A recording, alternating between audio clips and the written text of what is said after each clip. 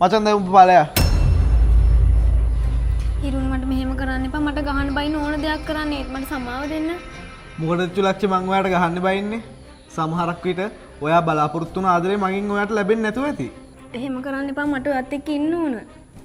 ඔයාට මාත් එක්ක ඉන්න ඕන නම් චුලක්ෂි ඔයා කවදාවත් ඒ වගේ මිනිස්සෙක් එක්ක යාළු වෙන්නේ නැහැ.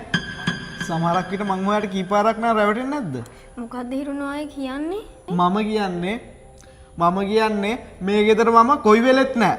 ඔයා ඒ මිනිස්සයත් එක්ක කීපාරක් නම් මේ ගෙදරට එන්නේ නැද්ද? අනේ බෑ මට බෑ මගේ පවුල කඩා ගන්න. වෙච්ච දේ වෙලා ඉවරයි. හොඳට තිබ්බ පවුල කැඩුවේ ඔයා තමයි. ඔයා කියන්නේ මේක වැරද්දක් කියලා.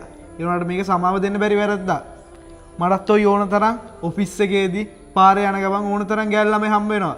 ඒ කවදාවත් මම මේ වගේ දෙයක් කළා නැහැ. එහෙම මොකද මං ඔයාට අවංක නිසා.